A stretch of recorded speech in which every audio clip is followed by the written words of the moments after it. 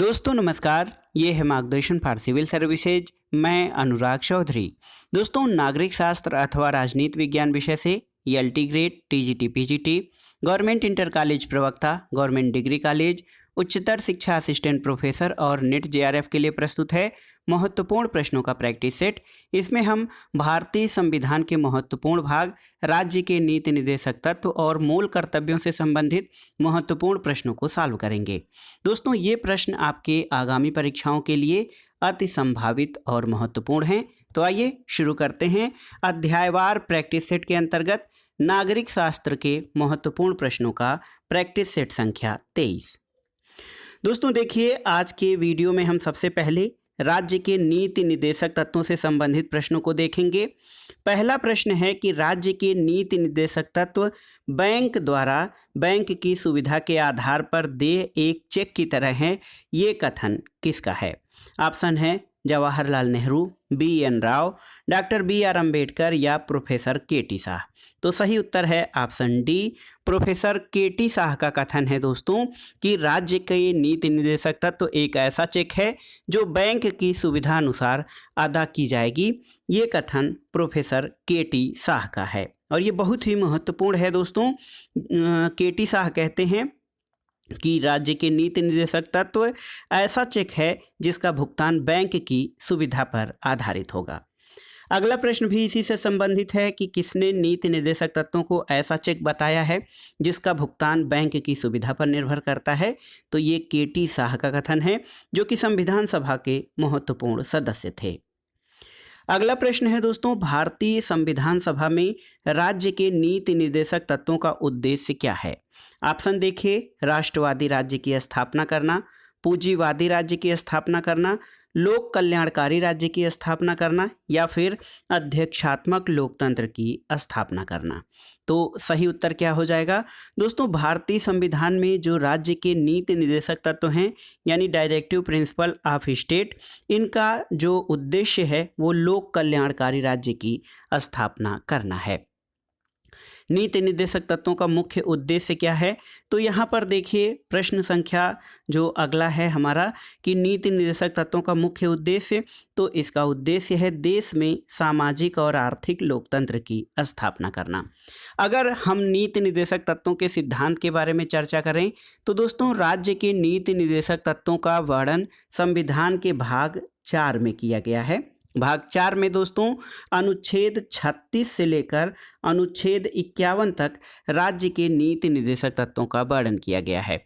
और आयरलैंड के संविधान से देखिए राज्य के नीति निर्देशक तत्वों को भारतीय संविधान में ग्रहण करने की प्रेरणा आयरलैंड के संविधान से ली गई है। और दोस्तों नीति निर्देशक तत्वों को न्यायालय द्वारा लागू नहीं कराया जा सकता, यानी इसे वैधानिक शक्ति नहीं प्राप्त है, या यूँ कहें कि ये वाद योग्य या न्याय योग्य नहीं है। नीति निर्देशक तत्वों को लागू करना राज्य की इच्छा पर निर्भर है, उसके पास संसाधन होंगे तो वो सारी चीज़ें लागू करेगा। अगला प्रश्न है, राज्य के नीति निर्देशक तत्वों का उद्देश्य एक आर्थिक प्रजातंत्र की स्थापना करना है। संविधान सभा में ये किसने कहा था? तो उत्तर है डॉक्टर भीमराव अंबेडकर। दोस्तों बाबा साहब डॉक्टर भीमराव अंबेडकर ने नीति निर्देशक तत्वों के बारे में कहा है कि राज्य के नीति निर्देशक तत्वों का उद्देश्य एक आर्थिक प्रजातंत्र यानी इकोनॉमिक डेमोक्रेसी की स्थापना करना है। और आप जानते हैं कि राज्य के नीति निर्देशक तत्वों में कई सारी चीज़ें दी गई हैं, जिसमें अनुच्छेद 38 में ही कहा गया है कि राज्य लोक कल्याण की वृद्धि के लिए सामाजिक व्यवस्था बनाएगा, नागरिक को सामाजिक, आर्थिक और राजनीतिक न्याय इससे मिलेगा। फिर साथ ही साथ दोस्तों इसमें सार्वजनिक धन के स्वामित्व और नियंत्रण इस तरह से करने की बात की गई है कि सभी का हित हो सके। धन का समान वितरण करने की बात की गई है ताकि धन कुछ हाथों में केंद्रीकृत न होने पाए। अगला प्रश्न है दोस्तों, भारत के संविधान की प्रस्तावना में भारतीय गणतंत्र के विशेषणों में समाजवाद शब्द का भी प्रयोग किया गया है और संविधान के किस भाग से इस लक्ष्य की पूर्ति होती है? ऑप्शन है मूल अधिकार, राज्य के नीति निर्देशक तत्व, ए और बी दोनों या कहीं नहीं। तो सही उत्तर क्या हो जाएगा दोस्तों? सही उत्तर है ए और बी दोनों। अगर जो आप ध्यान से देखें तो भारत के संविधान के मूल अधिकार और राज्य के नीति निर्देशक तत्वों में जो समाजवाद शब्द की बात कही गई है या समाजवाद की मूल भावना को इसमें प्रतिष्ठित करने की बात मूल अधिकार और नीति निर्देशक सिद्धांतों दोनों में कही गई है। अगला प्रश्न है, राज्य के नीति निर्देशक तत्वों के संबंध में कौन सा कथन सही है, आपको बताना है। देखिए, पहला कथन है कि इन्हें आयरलैंड के संविधान से लिया गया है, सही है। इन्हें संविधान के भाग 4 में शामिल किया गया है, ये भी सही है। इनका उद्देश्य प्रजातंत्र को सामाजिक और आर्थिक आधार प्रदान करना है, ये आपका इनका उद्देश्य प्रजातंत्र को सामाजिक और आर्थिक आधार प्रदान करना, ये सही है। राज्यों को इन्हें अनिवार्यतः लागू करना होता है, तो ये एकदम सही नहीं है, क्योंकि राज्यों को अनिवार्यतः लागू नहीं करना है। राज्यों के पास संसाधन होंगे तो इन्हें लागू करेंगे। और दोस्तों, सब तत्व गांधीवादी विचारधाराओं से प्रेरित हैं, तो यहाँ पर दोस्तों गांधीवाद की जो मूल भावना रही है उनका जो प्रतिबिंबन है वो नीति निर्देशक तत्वों में प्रदर्शित होते हैं, परिलक्षित होते हैं। तो सही उत्तर हो जाएगा 1, 2, 3 और 5 कथन इनमें सही हैं। ऑप्शन ए सही उत्तर हो जाएगा। अगला प्रश्न है दोस्तों, सूची 1 का सूची 2 से सुमेलन कराना है और दिए गए कूट के आधार पर सही उत्तर का चयन करना है। देखिए, पडिक्कर के.एम. पडिक्कर ने दोस्तों, आप देखिए के.एम. पडिक्कर ने आर्थिक क्षेत्र में समाजवाद की बात कही है और नीति निर्देशक तत्वों की प्रकृति पर। अंबेडकर ने इन्हें दोस्तों आर्थिक प्रजातंत्र का पोषक कहा है। बी.एन. राव दोस्तों, बी.एन. राव इसे नैतिक उपदेश कहते हैं और जेनिंग्स ने इन्हें पूर्ण आकांक्षा कहा है। तो 3, 4, 2 और 1, 3, 4, 2 और 1 ऑप्शन डी आपका सही उत्तर हो जाएगा सुमेलन वाले प्रश्न का। के.एम. पडिक्कर नीति निर्देशक तत्वों की प्रकृति के बारे में इसे आर्थिक क्षेत्र में समाजवाद कहते हैं। डॉक्टर अंबेडकर आर्थिक लोकतंत्र कहते हैं। बी.एन. राव इसे नैतिक उपदेश और आइवर जेनिंग्स इसे पूर्ण आकांक्षा की संज्ञा देते हैं। अगला प्रश्न है, निम्नलिखित दिए गए मूल अधिकारों और नीति निर्देशक तत्वों के संबंध में दिए गए वक्तव्यों में कौन सी अद्यतन स्थिति सही है, आपको बताना है। तो यहाँ पर आपको बताना है मूल अधिकार और नीति निर्देशक तत्वों के बारे में वर्तमान में क्या स्थिति है। देखिए, किसी भी हालत में नीति निर्देशक तत्वों को मूल अधिकारों पर प्राथमिकता नहीं दी जा सकती है, तो ये देखिए ये सही नहीं है। राज्य के नीति निर्देशक सिद्धांतों को मौलिक अधिकारों पर प्राथमिकता प्राप्त होती है, ये भी सही नहीं है पूरी तरह से। और मौलिक अधिकारों की राज्य के नीति निर्देशक तत्वों पर सदैव प्राथमिकता प्राप्त होती है, ये पूरी तरह से सही नहीं है।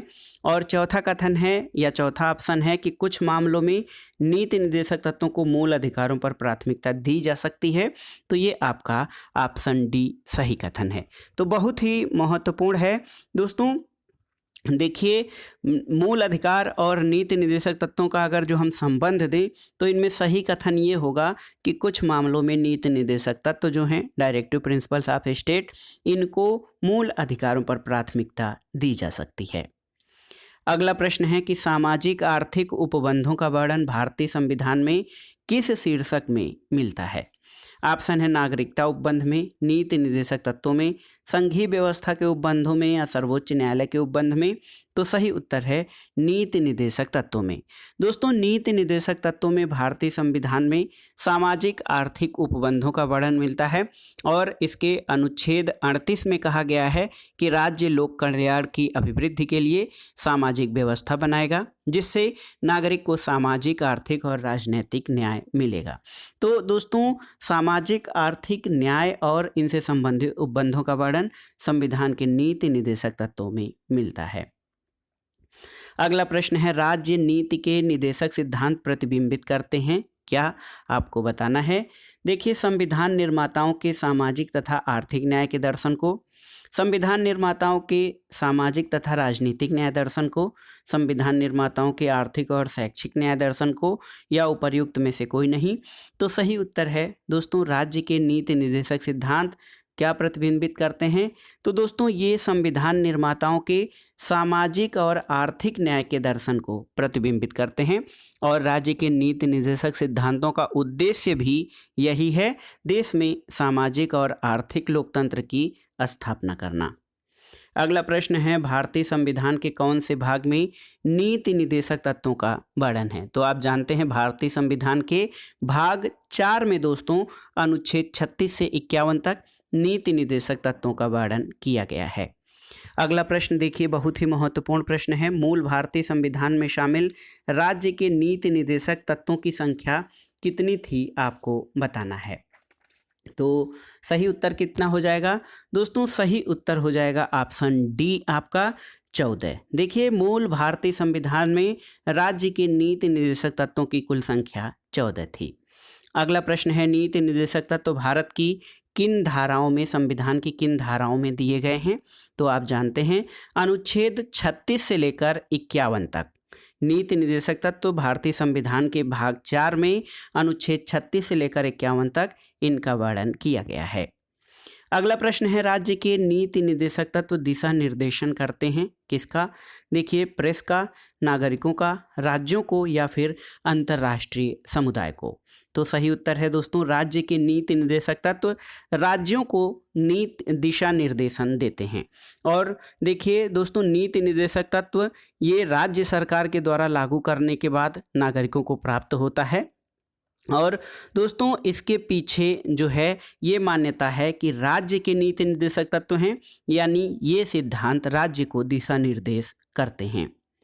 अगला प्रश्न है दोस्तों, भारतीय संविधान में नीति निर्देशक तत्व किसके लिए हैं? भारतीय नागरिकों के लिए, उच्च न्यायालय के लिए, राष्ट्रपति के लिए या सरकार के लिए?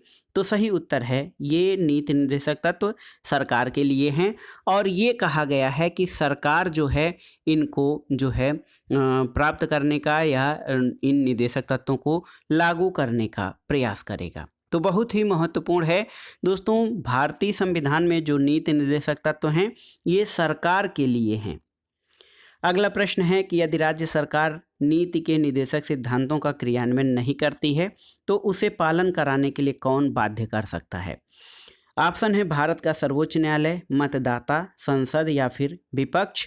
तो सही उत्तर इसमें देखिए थोड़ा सा टेक्निकल है ये प्रश्न, और इसमें जो ऑप्शंस दिए गए हैं उनमें जो सही ऑप्शन होगा वो मतदाता हो सकता है, क्योंकि राज्य के नीति निर्देशक सिद्धांतों का क्रियान्वयन जब राज्य नहीं करेगा या सरकार नहीं करती है तो उसके पालन कराने के लिए जो मतदाता हैं वो उनको बाध्य कर सकते हैं।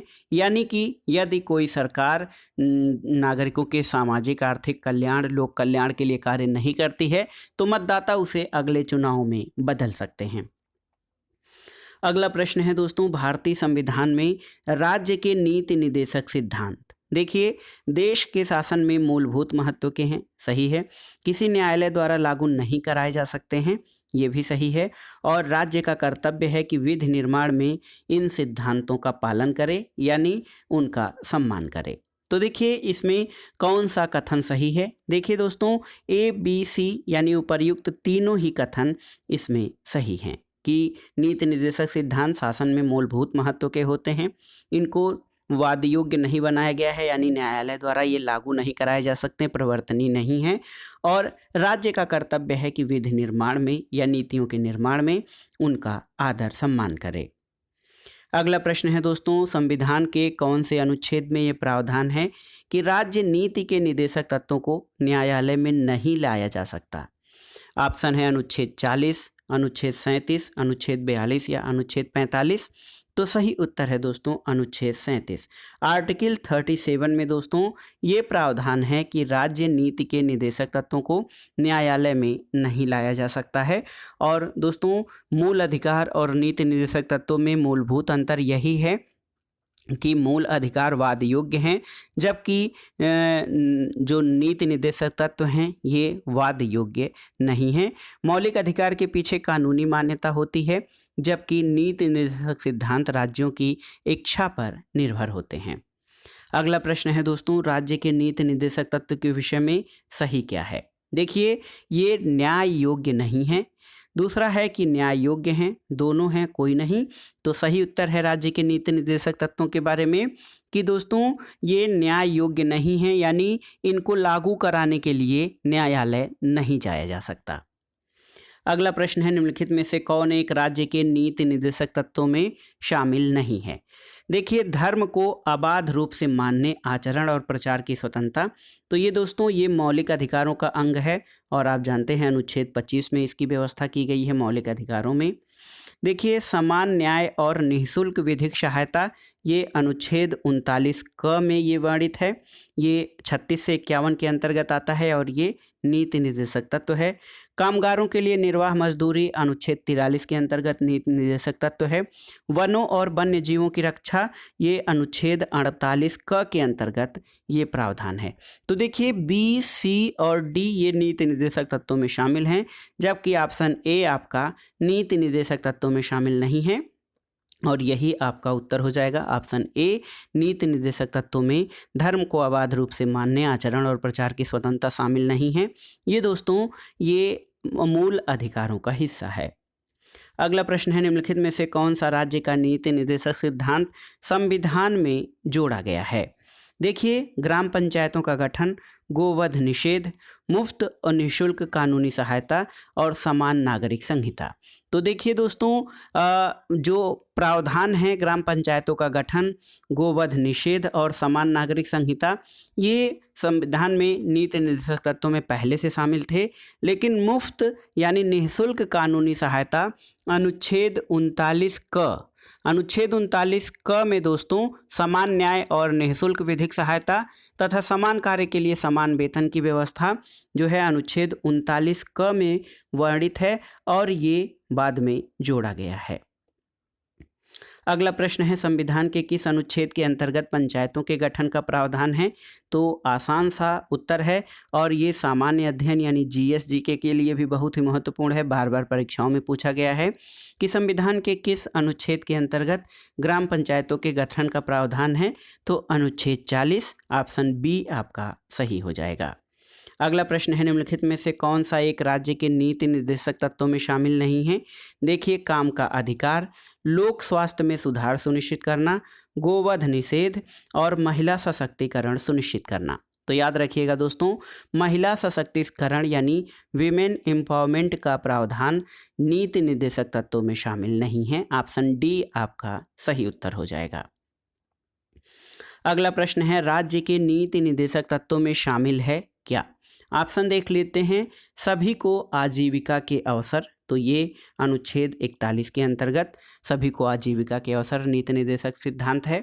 पुरुष और नारी को समान कार्य के लिए समान वेतन, तो आप जानते हैं अनुच्छेद 39 क में इसकी व्यवस्था है। कुटीर उद्योगों को प्रोत्साहन अनुच्छेद 43 में और मातृत्व सुरक्षा का प्रावधान दोस्तों ये मातृत्व प्रसूति सहायता, मातृत्व सुरक्षा, ये अनुच्छेद जो है प्रसूति सहायता का प्रावधान। इसके अलावा दोस्तों मातृत्व सुरक्षा ये अनुच्छेद 42 का अंग है। तो ये जितने भी आपके चारों ऑप्शंस दिए गए हैं ये सभी नीति निर्देशक तत्वों में शामिल हैं। तो ऑप्शन सी उपर्युक्त सभी आपका सही उत्तर हो जाएगा। अगला प्रश्न है, भारतीय संविधान का अनुच्छेद 44 किससे संबंधित है? तो दोस्तों नागरिकों के लिए एक समान सिविल संहिता यानी समान नागरिक संहिता अनुच्छेद 44 का सिद्धांत है या अनुच्छेद 44 का विषय है। अगला प्रश्न है, हमारे संविधान के किस अनुच्छेद में पर्यावरण का संरक्षण तथा संवर्धन उपबंधित है? तो देखिए ऑप्शन है अनुच्छेद 48, अनुच्छेद 48 क, अनुच्छेद 47 और अनुच्छेद 47 क। तो सही उत्तर क्या हो जाएगा दोस्तों? अनुच्छेद 48 क। इसमें ये प्रावधान है कि पर्यावरण का संरक्षण और संवर्धन तथा वन और वन्य जीवों की रक्षा राज्य इसके लिए प्रयास करेगा। तो अनुच्छेद 48 क में संविधान के नीति निर्देशक तत्वों के अंतर्गत पर्यावरण का संरक्षण और संवर्धन का उपबंध किया गया है। अगला प्रश्न है, निम्न में से कौन सा राज्य के नीति निर्देशक तत्व हैं? देखिए दोस्तों, राज्य किसी व्यक्ति को विधि के समक्ष समता नहीं नकारेगा। दूसरा है कि राज्य धर्म, मूल, वंश, जाति, लिंग या जन्म स्थान के आधार पर किसी व्यक्ति के विरुद्ध भेदभाव नहीं करेगा। इसके अलावा दोस्तों राज्य ने अस्पृश्यता का अंत कर दिया है और उसका किसी भी रूप में आचरण विधि द्वारा दंडनीय होगा। और चौथा है कि राज्य पर्यावरण की रक्षा और उसके संवर्धन का प्रयास करेगा। तो आपसे प्रश्न पूछा गया है कि कौन सा नीति निर्देशक तत्व है, तो यहाँ पर ए, बी और सी ये दोस्तों मूल अधिकार यानी फंडामेंटल राइट्स के हिस्से हैं, जबकि राज्य पर्यावरण की रक्षा और उसका संवर्धन करने का प्रयास करेगा। ये अनुच्छेद 48 क के तहत देखिए 48 ए के तहत नीति निर्देशक तत्व है। अगला प्रश्न है संविधान का वह खंड जो अंतर्राष्ट्रीय शांति और सुरक्षा के प्रति राज्य की जिम्मेदारी के बारे में बताता है। तो दोस्तों भारतीय संविधान में नीति निर्देशक तत्वों के अनुच्छेद 51 में कहा गया है कि राज्य अंतर्राष्ट्रीय शांति और सुरक्षा की अभिवृद्धि का प्रयास करेगा। तो ऑप्शन सी आपका सही उत्तर हो जाएगा। अंतर्राष्ट्रीय शांति और सुरक्षा की व्यवस्था का प्रावधान नीति निर्देशक तत्वों के अनुच्छेद 51 में वर्णित है। इसी तरह से ये प्रश्न कई परीक्षाओं में पूछा गया है कि भारतीय संविधान का कौन सा अनुच्छेद अंतर्राष्ट्रीय संबंधों से संबंधित है, तो ये है अनुच्छेद 51।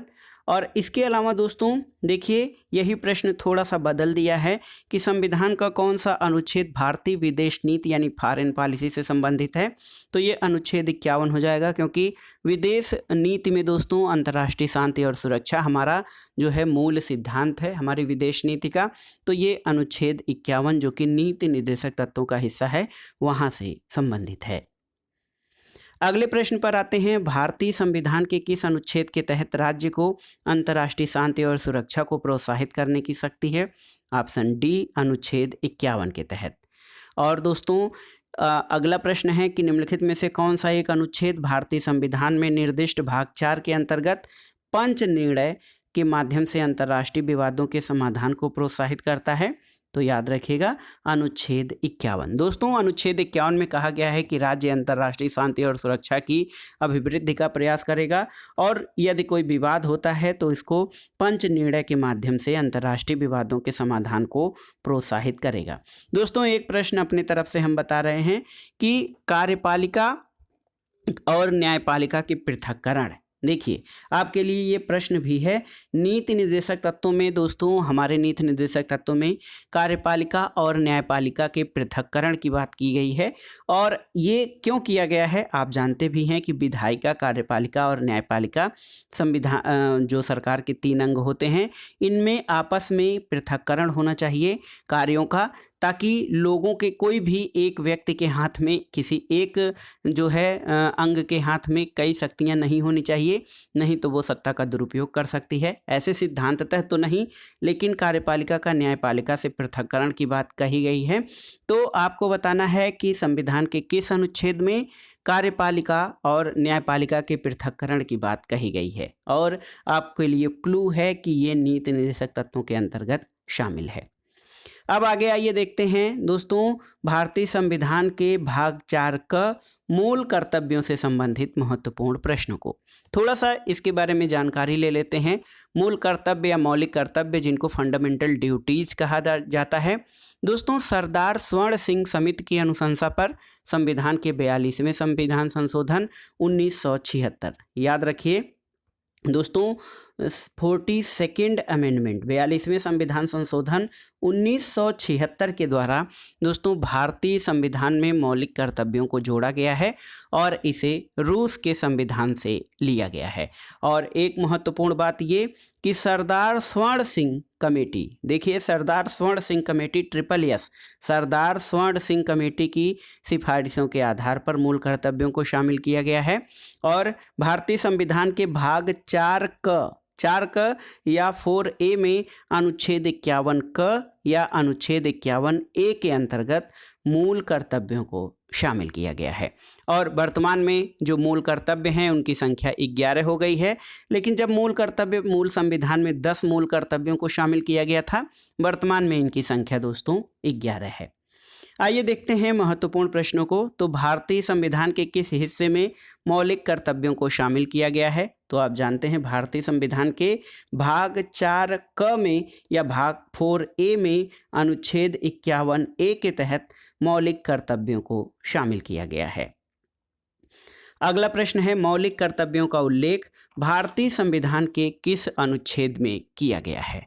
तो अभी अभी हमने चर्चा भी की है दोस्तों, भारतीय संविधान में जो मौलिक कर्तव्य हैं उनका उल्लेख एक अनुच्छेद में, देखिए अनुच्छेद 51A या अनुच्छेद 51 क में किया गया है और इस अनुच्छेद को 42वें संविधान संशोधन द्वारा संविधान में जोड़ा गया था।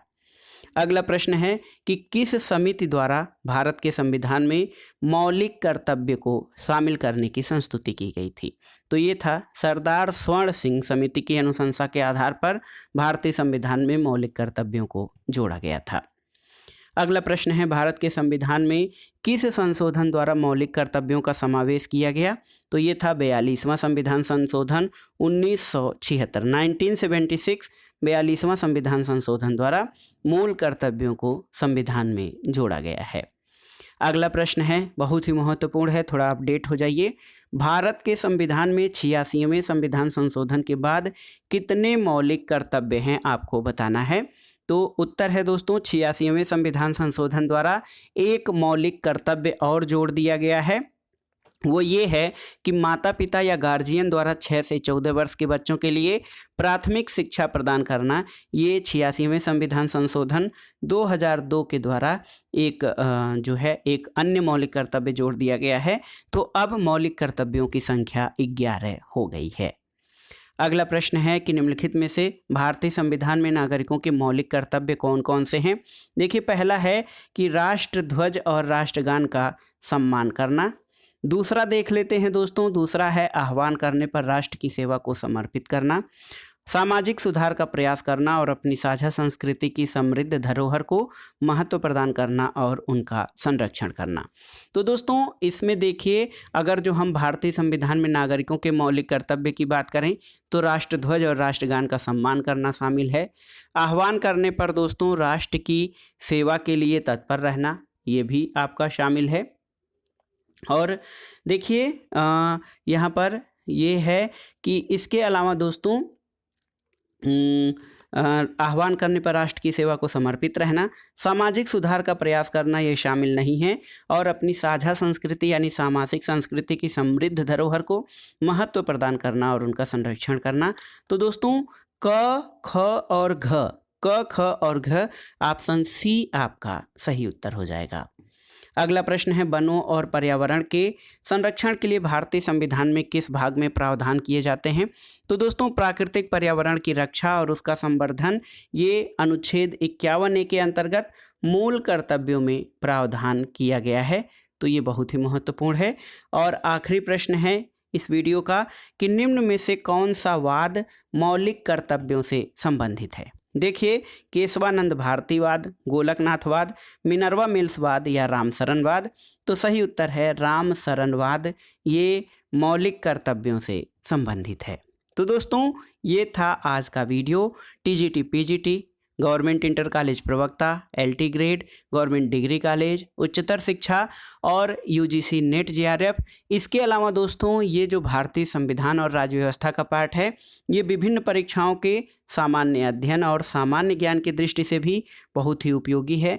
केवल नागरिक शास्त्र या राजनीति विज्ञान के परीक्षार्थी ही नहीं, बल्कि अगर जो आप किसी परीक्षा की तैयारी कर रहे हैं जिसमें सामान्य अध्ययन है तो उसके लिए भी ये वीडियो बहुत ही महत्वपूर्ण है, आप इसका प्रयोग कर सकते हैं। वीडियो आपको कैसा लगा हमें कमेंट बॉक्स में ज़रूर बताइएगा। वीडियो को लाइक करें, शेयर करें और इस चैनल मार्गदर्शन फॉर सिविल सर्विसेज को सब्सक्राइब करें। वीडियो देखने के लिए धन्यवाद दोस्तों, नमस्कार।